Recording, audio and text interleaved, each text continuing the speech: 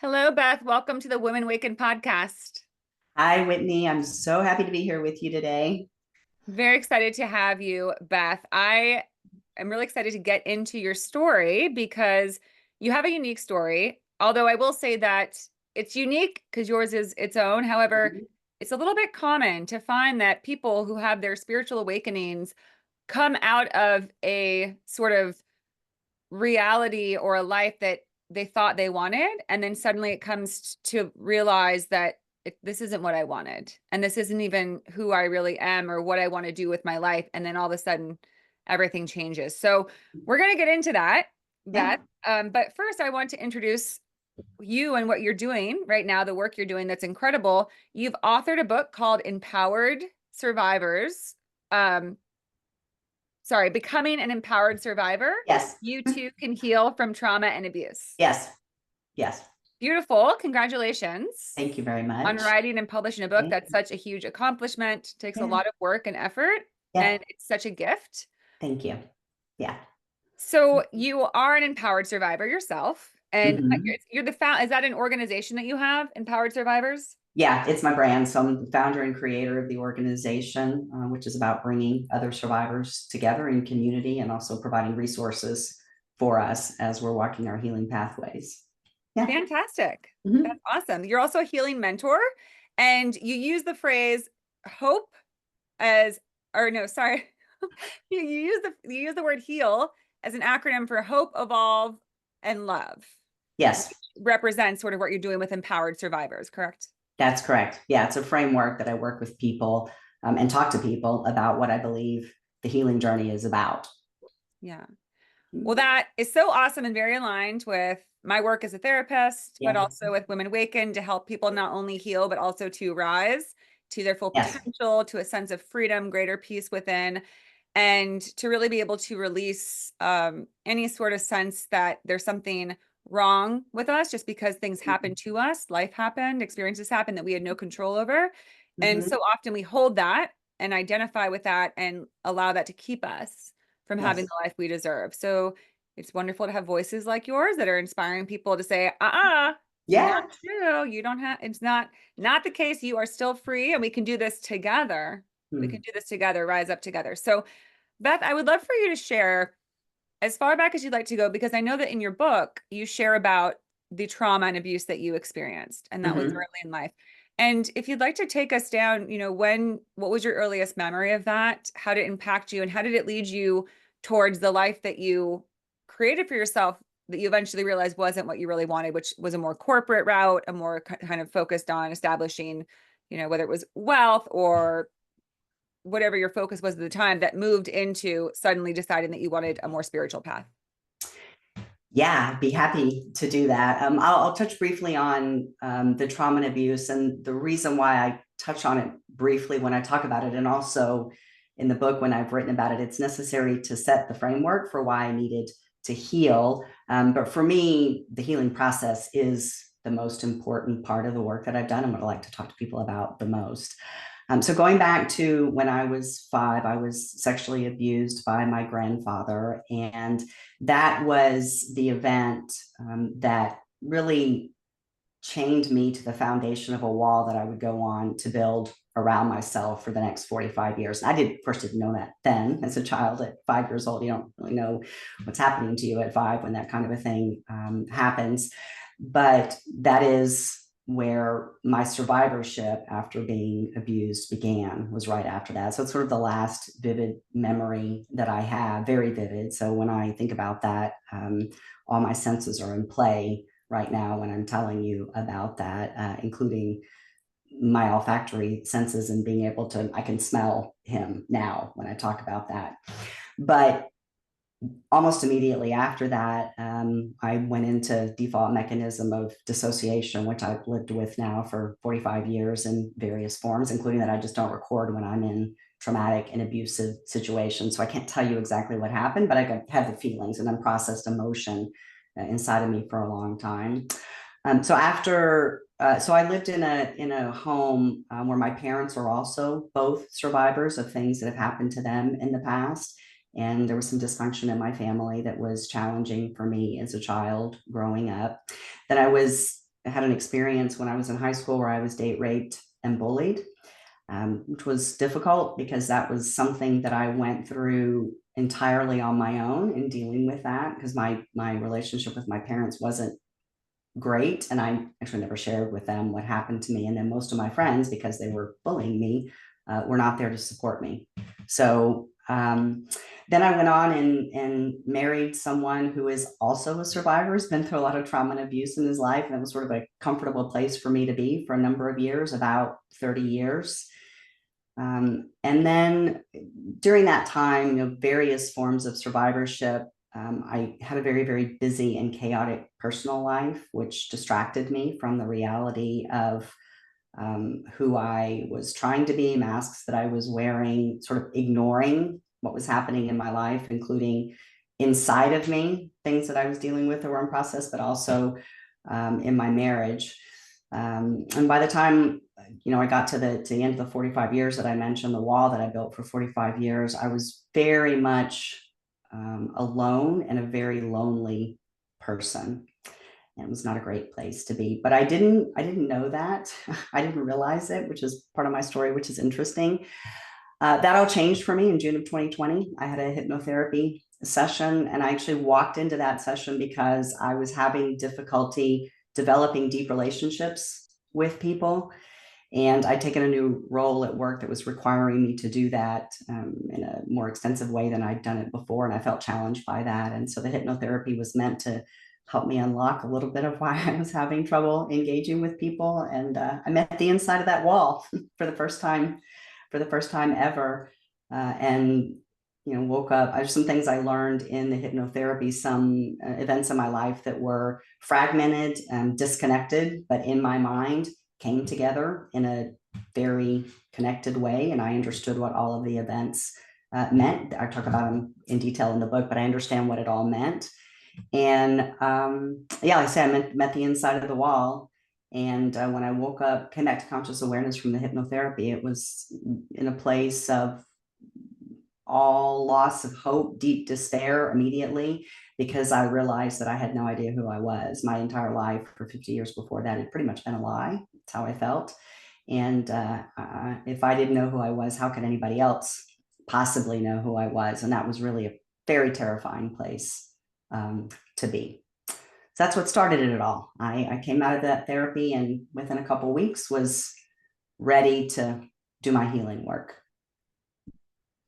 Wow. And before that, Beth, were you spiritually inclined? Did you have spiritual practices?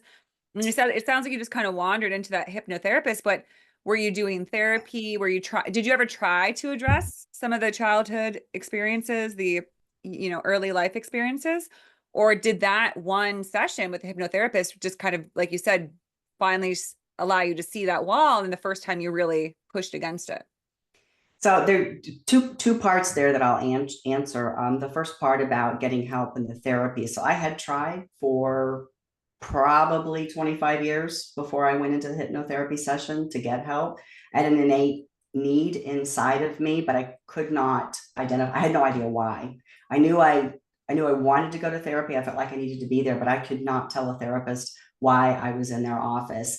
And unfortunately for me, I never had a therapist who really tried to pull it out of me, even though for years I would sit on a therapist's couch and just cry and sob uncontrollably the entire time that I would just talk and cry.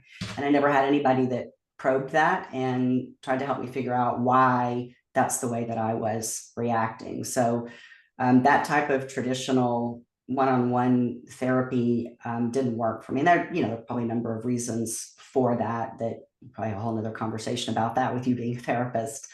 And I, tried some other types of therapy. So I'd been to Reiki before. I'd done somatic movement therapy. And actually, somatic movement therapy was a couple of years before the before the hypnotherapy. And that really was the first time that I had a release of emotion, which I came to learn after the hypnotherapy. And when I was going through trauma therapy, I came to learn that I had all of my emotion that I'd ever felt in my life was stuck in my body. I'd never let it out or processed it. And so the somatic movement therapy was the first time that I was able to let some of that out. And I feel like it was almost like the cork in a champagne bottle, right? It was like just pushing there, pushing. And the somatic movement therapy pops the bottle open, and I released some emotion around an event that had happened a few years before, um, that I was carrying. And then it was a couple of years after that that I went to the hypnotherapy. Since then, it's been a lot of trauma therapy that I've been in consistently. And Reiki, I do Reiki now with people who actually can help me. And that sort of comes to the second part of your question, the spirituality. So I was, I was raised in a Christian household, Baptist, but I was raised in the Middle East and Southeast Asia, and so I was raised around a lot of people who are in the Muslim faith, the Buddhist faith, Taoism, right? So I've been exposed to a lot of different religions throughout my life, both as a kid growing up, but also as I've worked and traveled around the world. And other forms of spirituality as well that that I've worked with. So I'm an astrologer that I worked with. I've been working with her for about 8 years now, and I get a lot of messaging from her, spiritual messaging from her. My Reiki master that I work with now is also very gifted in terms of being able to give me spiritual messages and help me as I'm going through my healing process. Some amazing things that I've had happen with both of them. And then I have my own ability to process now. So I can take, for example, I can take EMDR, which is the eye movement desensitization and reprogramming. I can put myself into that same rhythmic state when I'm moving. So when I'm walking or when I am like running or hiking, and that will open my mind spiritually and allow me to process, but also receive messages that I need to be receiving about whatever it is that I need to be receiving. So a long journey with therapy and a long journey with spirituality. Yeah. And Yeah. so now it sounds like you're really stepping into and embracing your gifts, but is that surprising at all? Those are things that you never utilized or worked with before? It's not surprising. I think it's not surprising because I understand now that my life's purpose is to do the work that I do now, to become the empowered survivor and to be a healing mentor and to spread, really to spread the healing message that I have as far and wide as I can spread it. But ironically for me, because that is my life's purpose, I had to live the first 50 years of my life as a survivor, an unhealthy survivor, and then go through my healing journey, right? So now that I know all of that, my backstory is not surprising to me at all. It's just what my what my life has been about and is about in this world. It's my soul's work in this lifetime is what I know now. And so Yeah. um, now it makes perfect sense to me. In the past, I never thought about it that way because I didn't know. I literally had no idea, right? So there was, the period between the hypnotherapy and where I am today. I mean, there were a couple of years where, I was doing this deep self-discovery work and doing the really intense part of my healing. And for a couple of years, I was challenged by the notion of like life purpose. And I had struggled with that before. So I've gone back as I was writing the book, I went back and did some research in my writings from the past, my journals. And, I know that I started struggling with life purpose probably 12 years ago now. Um, but I had no frame of mind or references to like why that was happening to me. Right. So I think it was the same thing what I described earlier about this innate need to get therapy and get help for so many years. So it was in me and brewing in me for a really long time, but I wasn't focused on it in a way to say, this is strange, or maybe I need to go explore this or do something about this. Right. And part of that, I think, is the distraction in my life. So I mentioned being very, very busy in my personal life and my home life, but I also, as you mentioned, I had a very long and successful over 30 years as a consulting expert, right? And so I was very busy with the work that I did as a forensic accountant and investigated white collar crime and fraud and bribery and corruption, and traveled a lot doing that work and was very, very busy with it. So it was a distraction. So all of that really goes into me being in a place of really just not needing or not being in a place yet where the universe was ready for me to go on my healing journey and do this work now. Right. So I could never have told you any of this back then, like I can tell you about it now. Beautiful. And I'm so glad that you can. And I'm so happy for you that you're at this place. What a remarkable transformation. And I Yeah. have to say, Beth, because I can't help but notice There's two dragonflies within the frame of your video. So I'm You wondering if see that's, that, and there's a oh, third. and there's three. There's Is the there third. more? Is Yeah, there more? Are there? they are. Well, can you see the one on the That's, wall? yeah, that's the There's second one one on I the thought. wall. There's a Yeah, I whole just thought stack you're, of books. There's one out there on my wall. They're everywhere. so what does that represent to you? I'm curious. So Dragonfly is my spirit animal. It has been for a very long time. But it's now the symbol of empowered survivors, and it's on the front Mm. cover of the book when you see it. And the reason for that is Dragonfly symbolizes rebirth, transformation, and impermanence. So it's the rebirth from being a victim to now being an empowered survivor. It's transformation from that unhealthy survivorship to where I'm now thriving in my life, and the impermanence of suffering when you do the healing work.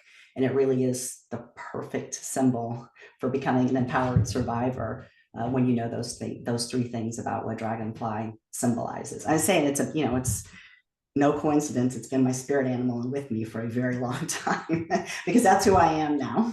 Yeah. Yeah. Yes, but thank you for noticing that. Yeah, I it's a couldn't bit of help it. branding, but they are dear to me. That's Yeah. beautiful. That's Yeah. beautiful. Well, thank you so much, Beth, for sharing your story and your path. It's always helpful. I know a lot of my listeners will connect with, a lot of my guests can tend to have similar stories, but certain people's story, everyone's story matters, right? Everyone Yes, could write a book. Everyone could that's write their right. own because That's your right. specific story is going to hit a note with certain people that say, I feel like I just heard my story, or I feel that that just really connects with me. And I can grasp that more than any other story. So thank you for having Yeah. the courage to transform your life like the amazing dragonfly and share your voice. And now I'd love to get into some of the more nuances of your work and what you've created as sort of the framework for empowered survivors. Can we start with the acronym HEAL that we talked about Yes. earlier? But it's HEAL representing hope, evolve, and love. What does that mean to you, and how do you use that in your work? How are those actions? I was about to say that all in action. So having hope and being hopeful is really important as we walk the healing journey because it's the fuel that sustains us, in particular when the healing journey gets difficult. And it will, as you know, there are times when it's really hard to face the reality of who you are, what you've been through, and how you've been living your life, right? I mean, that's not an easy thing to reconcile with when you have to go through that process. And so we need hope to sustain us through that process. So my experience with hope, the book is the main part of the book is structured around hope, evolve, and love. That's how it's sort of the different sections of the book. And I talk about my experience with hope being someone who is very hopeful. So I tell people I'm a glasses 3/4 full kind of girl. I don't think there's any problem in the world that I'm ever going to face that I cannot overcome. But I've been in a place of having lost all hope. And that was right after I came back to my conscious awareness in the hypnotherapy session. Hope was just completely gone. And I was in deep despair almost immediately before even leaving the therapist office that day. And I went through a series of events within probably 3 or 4 weeks after that, where I got my hope back, reignited my resolve to find myself, heal myself. And the end of that process, when I had my hope back, was really me making my commitment to myself that I was going to do whatever it took to heal myself. And so my journey started in earnest then. And that moved me on to evolving the E in heal. For me, that's in two parts. The first part of that is that self-discovery work. And it's everything from discovering those truths about what we've been through, discovering the truths about how we are living our lives, learning what our life's purpose is. It's those types of things that come in that deep self-discovery work where it gets hard. And the other part of evolving for me is around healing tools. There are a variety of tools that are available to all of us. We've already touched on some of those that I've used as I've walked along my pathway. And one of the things I think is most important about the healing tools, actually two things. So the first one I'll say is taking a holistic approach to bring together whatever tools you need as an individual to help you walk your healing pathway. It's different for every single one of us. And that's the second main point, is making sure that you are adapting those tools and using them in a way that works specifically for you. As you mentioned, we're all unique, different. We've been through different in how we're going to heal. And my experiences has been that if you really adapt the tools to work for you, then you're going to get the most benefit. And a good example of that is therapy, where I've already sort of described these many, many years where therapy didn't work for me, including EMDR. But when I got into trauma therapy and worked with a real trauma therapist, and we modified EMDR to work for me, I had amazing results. So it's really, really important. So that's what I talk about in the evolving part. And then the L in heal for me is love, because ultimately that's what we're after. And that's the greatest gift that we give to ourselves when we go through the healing journey, is learning about what love actually is and how we give it and receive it. And I think most of us probably who have been survivors, the core of that is hurt and pain caused by other people, right? I mean, we are where we are when we're surviving because of what other people have done to us. And sometimes it's people who we know that are significant in our lives. Other times we may not know the people who are hurting us. But that puts emotion into us that restricts us from being able to actually engage in truly loving relationships, right? For me, it was a binding over my heart that prevented me from loving. And that's in fact why I had difficulty engaging in deep relationships with people. It's why I lived behind a wall, because I was bound up by that emotion. And as I released it, as I was going through the evolving process, as I released that emotion, I was able to go through the process of discovering love, starting with self-love, spiritual love, healing hurtful relationships. I've done that with all of the significant relationships in my life that needed to be healed. I've gone through that process, and that is an act of love. Those relationships are in various places now based on decisions that I made, what was best for me, coming again from a place of self-love. And I've gone on then to explore love through healthy relationships as well, which were, people who've supported me, friends, some family members, colleagues that I worked with in the past, and some of my clients who I had to share with what I was going through when I was in the worst place after the hypnotherapy. Right. So all of those were lessons for me in understanding what love is, and as I said, how we get it and how we give it. Yeah. Yeah, Yeah. beautiful. Thank you so much for sharing that Yeah. and for inspiring that in others. I hope And so. oh, That's you what my are. work's all about. Oh, you are. You can't help Yeah. it. It's Yeah. happening. No. Once Yeah. it's out there, it's and Yeah. that's what I love about art, because writing a book is artistry. It is a creative Mhm. It project, a creative is. offering. And once you do it, it's really it's out of your hands. It becomes a gift to the universe, and you never know Yes. how it will be received, how many people it will reach, the ripple effect, right? And that people will they'll be inspired in it in ways you might not even have recognized. Yeah. Yeah. And that's Yeah. I know that's true. The universe is going to do what it's going to do with the story. And I know that. yeah. Yeah. But you got to do the work to get it out there, which is why I always Absolutely. recommend authors. Because Yes. it's work. It's work. I still Yes. haven't written my book because I'm like, no, it's too hard. No, come on. I'm going to inspire you. You got to write it. Yeah. As you say, we Thank all you. have unique stories, amazing stories, and we need to get them out there. And I've had some phenomenal people that I've worked with. Actually, I'll tell you a little bit of a story about this. So my writing journey. So of course, it was journaling, because I've journaled for a long time, but really journaling a lot when I was going through the healing process, as many of us do. And that kind of, and I've written a lot professionally as well. But as I was coming about a year past the hypnotherapy, I started to feel the urge, started to feel that pull that my story was coming out. Like I knew there was power in what I'd been through and what I was experiencing. And I knew that I was going to share that somehow, but I had no idea how. And back then I could never have told you my story like I can now. I have a fraternity sister who I've known for a very long time, many, many years, coming up on 35 years now. We've known each other. She was a journalist for many years. And a while back, she decided that she was tired of telling people stories or helping people tell their stories in like 90-second sound bites, Mhm. and knew the power of each individual story that was out there. And she truly believes that each of us has a story. And when we tell our story, we shine a light for others, creating that ripple effect that you mentioned to help other people. So about I don't know, probably 9 months or a year after I was going through the healing process and came to that place where I recognized the power, I reached out to her. We'd been just sort of, casual acquaintances on Facebook, had lost deep contact with one another. She started appearing in my Facebook feed for a while. And I was like, oh, this is interesting, right? The universe doing its thing, right? She's popping up more and more and more. And I was like, oh, look at that. That's interesting. So I spent some time with her one day. And now I kid her. I'm like, April, I poured out my box of 2,000 puzzle pieces. I just dumped it in your lap and said, here, what do we do with this?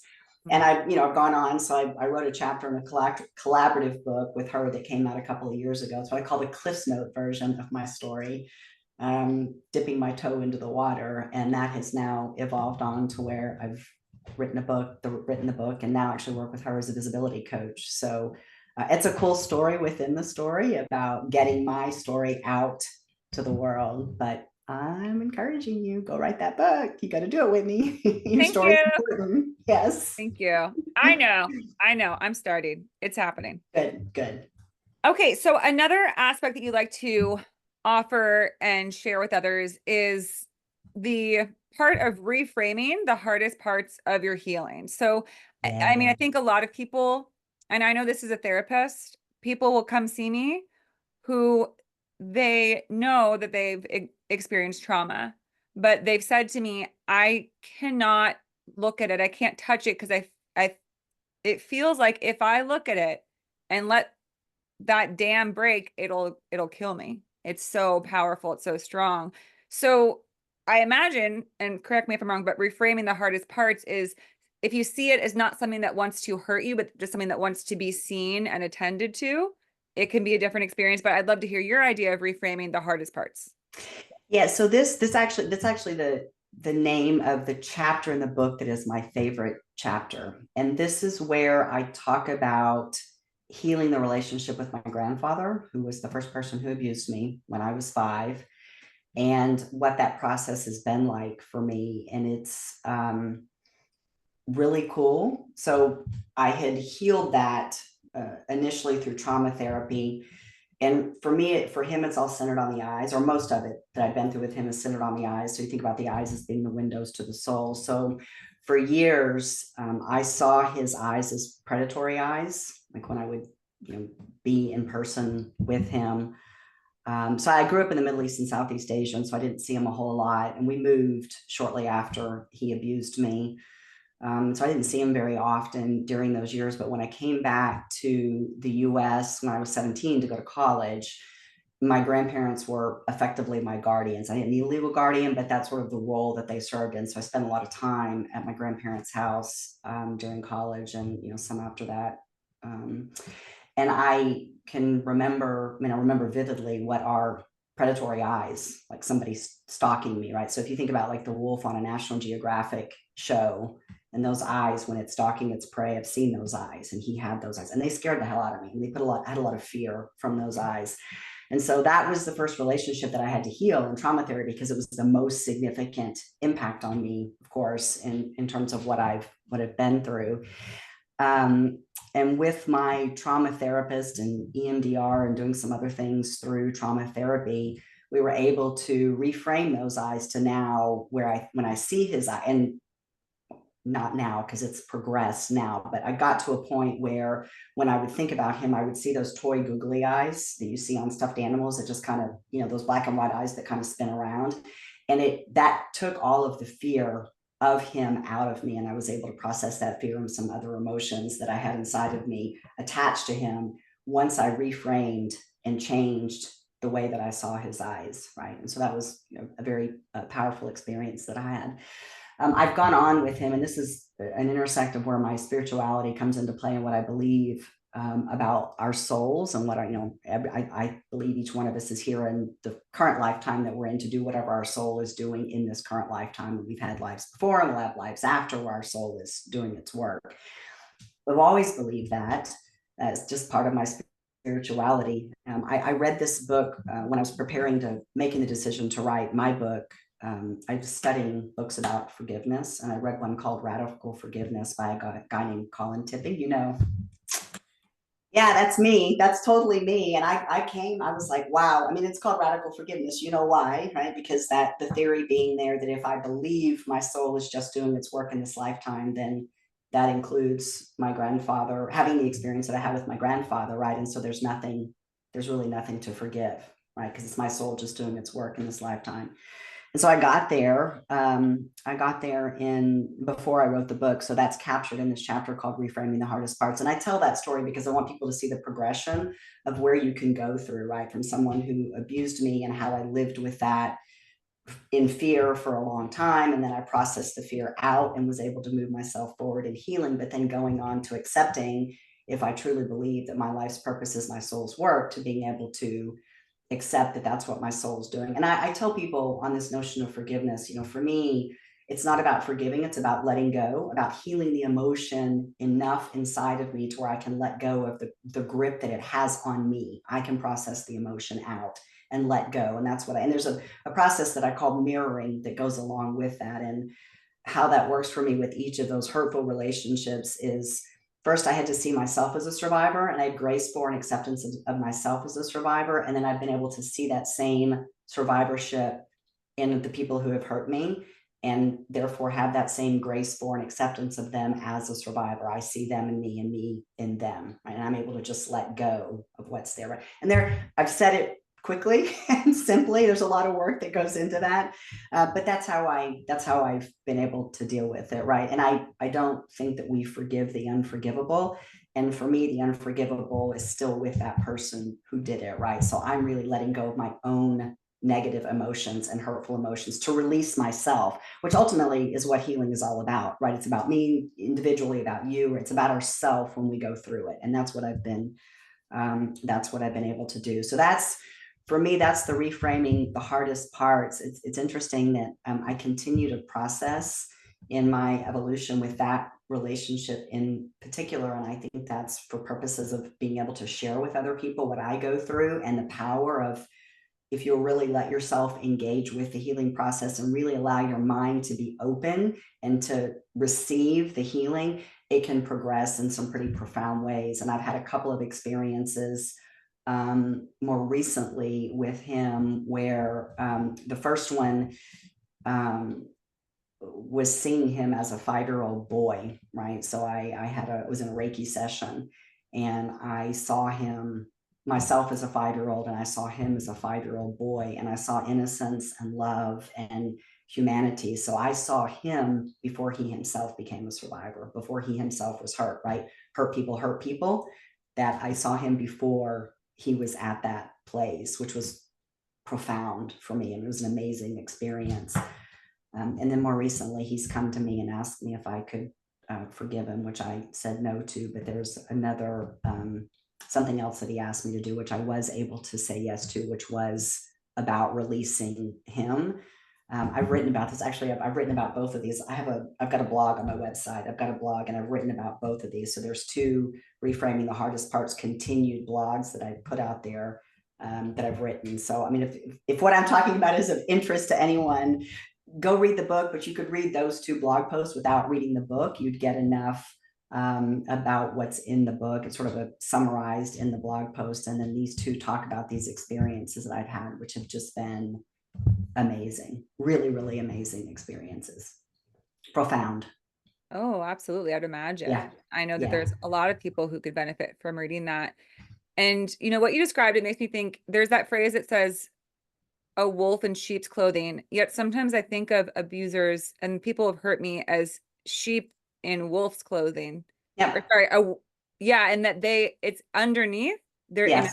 Yes. There's Yeah. innocence in everyone, because everyone is a soul. Yeah. Everybody, no exceptions. Absolutely. Even somebody, because I do believe, my personal belief is that people can, so they say that there's something called the silver cord. Have you heard of that? I'm not. No. That's where your soul can leave your body. It can be like removed from the physical body. And that's when we see phenomenon like people with no empathy, sociopaths, and people, Mm. dangerous people, because ego takes over and it's just about survival and what do I want? And the soul has removed itself because it's realized that it's not a collaborative experience any longer. Ah. However, that the soul is still there, and it's just somebody who's lost their way, and it's often because of abuse. They haven't been given the message of love, and love is what Yeah. keeps us aligned with their soul. We say, Yes. I just know that no matter what happens, the only thing that really matters is that I am loved and that I love and that there's my heart is here. I can feel it. Some people lose touch with that. Mm, And they didn't choose that. And I think that's what you're describing. I think that's also the essence of forgiveness when you recognize that they didn't choose this. Something happened to them that yeah, resulted in somebody that somehow could justify hurting other people. absolutely. I believe that about every person that I've ever had a significant relationship with. They've all been survivors, but that is absolutely true. What you're saying, they've all been hurt themselves by somebody else. Yeah. Yeah, Yeah. And yeah. I've been in similar situations where I say, uh, I'm not condoning what you did. I can't say that I agree with it. I can't say that it Mm, didn't affect me. However, because I understand that it wasn't personal, yeah, you didn't mean to hurt me. I release, whether it's yes, you release the anger, you release the blame, whatever it is. And for anyone hearing this, it's not something you do because you have to. It's something to do when you're ready to set yourself free. that's right. That's right. Yeah, I think what you just said there is so, I mean, it's poignant. I mean, it's profound. It is about setting yourself free, but you've got to be ready. And I think that's why a lot of people don't heal, because they don't get to that place where they're ready to do that work, right? Or their time doesn't come. And maybe for some people, they're not meant to do it in this lifetime. And Yeah. I actually think about that stuff a lot. The harder questions, Oh, the yeah. harder questions about why someone is the way they are, why they're not healing, right? So I was having a conversation with Mhm. somebody about that earlier today. And I think it's a hard reality, particularly if you're someone who's trying to help someone who's suffering and you want to see them get on a different pathway, you want to see them improve their life, you want to see them heal. It's hard to accept that if they're not ready to, they're not going to do it, Uh, right? And it's difficult when you love somebody and they're not doing it. It's hard to accept that. It's really hard to accept. And I was Yeah. just having a conversation around that with a client, but it was about addiction, which is not that different from somebody who's holding on Oh, to a grudge. Because, in a way, I would say that's almost a form of being an addiction to your anger, addiction to, and this is I not completely minimize. agree with you. Yeah. And it's not to minimize it because I have struggled and I still to this day have things that sometimes I'll get on one and I'll be like, that son of a bitch. And why did this? Then now I can feel how unpleasant that is in my body and my mind. Yes, That mental yes. anguish of anger. I don't care for it. So I release it quicker. But some people, they feel they need that. But what I was talking about with my client was she was expressing she's now in recovery. Hmm. Because I do Right. addiction and recovery Yeah. therapy coaching. And she said it's so hard to try to work with people who just they don't get sober, they don't get better. And just as you said, I said there are people who or I was like, I'll just say this. I think that I've had lifetimes where I didn't get sober and I didn't heal. Oh, And I oh, me stayed too. angry and destructive for Sure. lifetimes, I believe that about myself too. Yeah. right? But it took what it took to get to this lifetime where you and I Yes. are like, forget that. Yes. Come on, if that's what it takes, whatever Done. it takes, I'm ready to break the cycle. I'm ready this time. Absolutely. But just like Yeah. anything else, it takes layers to finally, you cannot just immediately get it. It takes what it takes. And that's one of the hardest things because just as you described, if you love somebody and you watch them suffer and you know it would help them to alleviate that, but you cannot walk another soul's path. You cannot choose their Cannot. for them. No, no, But no. it's tough. It's hard. No, you cannot. Yeah.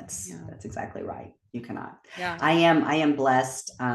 So my it's a lot of family generational abuse, right? And what I'm dealing with, my grandfather, he was abused. My father and my aunt suffered their own abuse. My dad's what they call the cycle breaker, not perpetuating the sexual abuse down to me, or my sister. But, he's a survivor too, because he experienced what he experienced. And so there's a residual of the effect of that, which is why I lived in the dysfunctional family when I was growing up that I mentioned earlier on when I was talking about my experiences, right?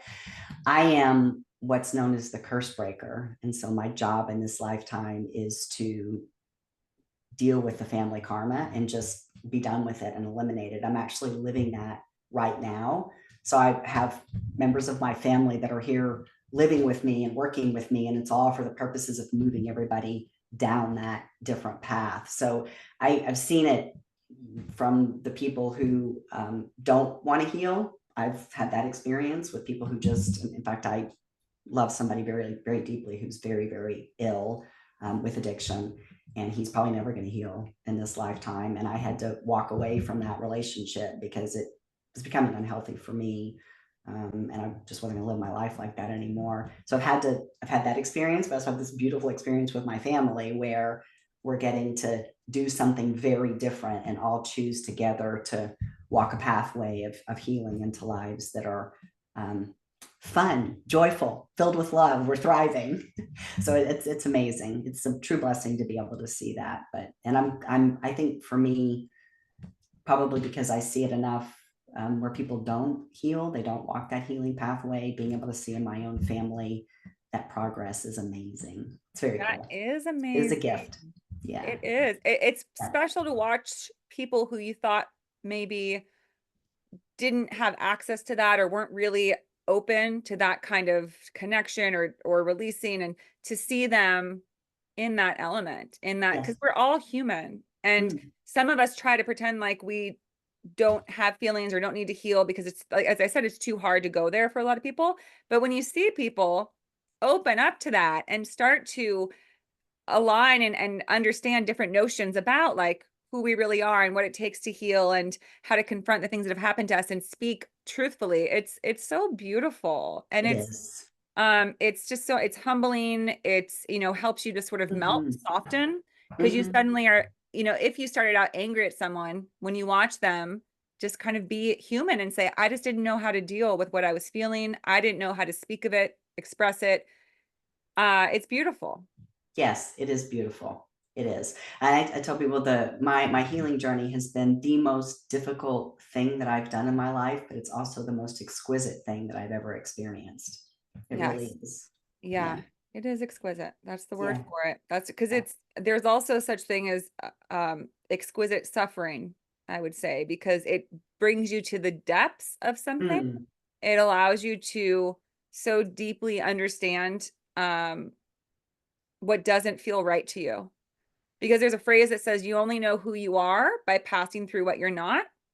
And there's something about suffering where if you can know that much pain, it helps you understand that, you know, moving through that, you deserve and are able to experience that much joy and pleasure because you understand that there's something not right about how painful this is. So it's kind of the catalyst to expand your spiritual understanding about life itself, right? As you Yes. have, right? Like Yes. now you talk about souls and about having past Yeah. lifetimes, and maybe you Yeah. weren't there before. Many of us were not there until we felt that exquisite pain enough to say, what the heck is going on? Because I can't just believe that this is in vain to feel this much pain and suffering. No. Yeah. Yeah. Yeah. I think, I mean, the purpose for me healing was to be able to share that, right? To be able to give that gift to other people. Yeah. And so that's the reason for my pain and my suffering. And I'm truly grateful for that. I'm grateful for my entire life, everything that I've been through, starting from the very beginning, right? Even the hard parts, right? And that's an Because amazing thing to be able beautiful to now. say. Yeah, I'm very, very grateful for it. Yes, it's my whole life is a gift, and I know that. Yeah. Incredible. All right. Hmm. So before we wrap up, I would love for you to share. You have what you call the healing truths for survivors of trauma and abuse.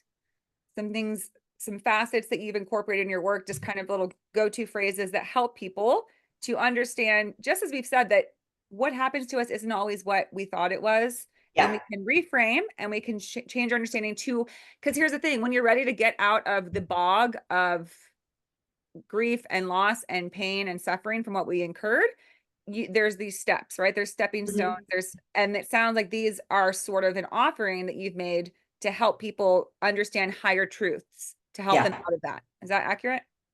Yeah, that's true. And I mean, I've talked a lot about those here. I mean, some of the things that I've said are those truths, right? So, for example, what I said about forgiveness versus letting go, right? I mean, that is a truth. What I've said about the healing journey being very challenging and difficult, that's a truth, right? So I've talked about some of those here, and they're you actually can find them. If you go look at my website, you can find them all over the place. I say them all the time. So they're in the book, obviously, they're in my writings, they're on the website.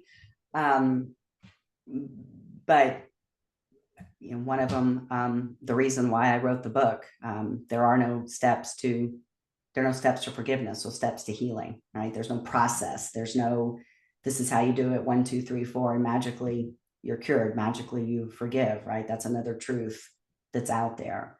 In fact, that's one of the reasons why I wrote the book, is because I couldn't find a book that I actually thought was that great about forgiveness, except for Radical Forgiveness is the only one that I thought was a good book.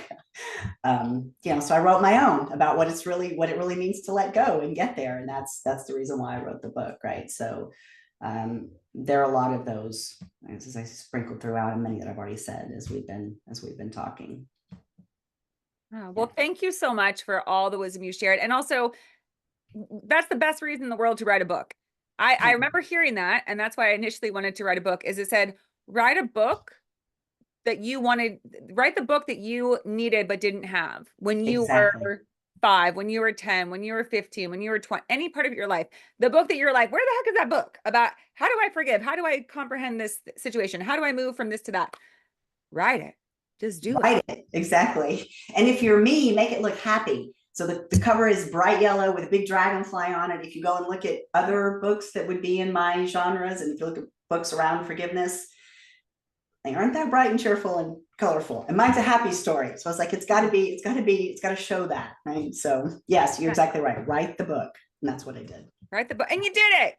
So thank you. Congratulations. Thank you. Thank you for what you've Thanks, done, Beth. baby. And I love that you've embarked on this new journey, that you're on your way, that you've turned, coal into gold. You're really Yeah. transforming, and you're Yeah. showing others, like your dragonfly, transforming into something beautiful, Exactly. that beautiful essence of the dragonfly. And I bet you one of the beautiful listeners is going to see a dragonfly soon, because that's what happens. You think Yes, about it it, and then all of is. a sudden you're like, oh my God, I've seen 3 dragonflies today. That is what happens. And it's a Yeah, message and to if tell you your really want to, story. you start looking at them in color too, and then you start researching what the colors mean, and they all have meanings, so they're very interesting. So pay attention to the color of the dragonfly too, and go look at it. Oh my Yeah, gosh, it's so cool. I saw maybe like 3 red dragonflies this year. I'd never really seen a red one before. It was they cool. are super rare to see a red dragonfly, and they say that if you, it's a like a gift of fortune, right? And so an interesting story about that, when I was going through the hardest part of my healing journey, there was a pond outside of the apartment that I lived in, and red dragonflies lived there. They were there. It was in Hong Kong. They were there almost year round, except when it was in the 2 or 3 colder months. They were everywhere. It was amazing. Of course, now I know this about red dragonflies. I was like, oh, me, how lucky, how fortunate was I to have all of those around me? So Yay. yeah, Yeah. yeah. So And there's some you're cool stuff about that on my website too. So in fact, on one of the blogs that I mentioned about reframing the hardest parts, one of the most recent experiences with my grandfather, 2 or 3 days later, I had white dragonflies come to me, which that's about the spirit that's passed on. And there's actually belief that when the white dragonfly comes, it's about releasing that ancestor or that person. And actually what I had just been through with him was a release. And so it is possible that I did the work to release him, to release his soul, to move on and go, which oh, is so cool. I'm like, I get cold chills when I think about it. I'm like, it's amazing, right? So if he was bound up by his own life, and I had the opportunity, even with him, the impact he had on my life, if I had the opportunity to return to him a gift and set him free. That's what my experience and what the white dragonfly meaning would tell me and does tell me, which is pretty cool. It's awesome. super cool. That's Super cool. amazing. I love Super that. Now I cool. can see why you Yeah. have dragonflies dangling from your ear and your neck and all around you, because they're a big part of your life. They're They your messenger are. spirit, your Yes, they are. animal spirit, sounds like. Yes. Yes, they are. Yeah. Well, Beth, I cannot thank you enough for being on the show. This was such a beautiful, lovely conversation. Yeah. Okay. Lots of fun. Yeah. Happy to have been here. Thank you very much. You are so welcome, and good luck. And I know that the rest of your journey from here is going to be so amazing. So I can't wait to see what happens next for you. And I'm looking for your book. I know you are. Thank you. That's the impetus for me. That's my encouragement I needed. All right, Beth, thank you. Take care. You too. Bye bye.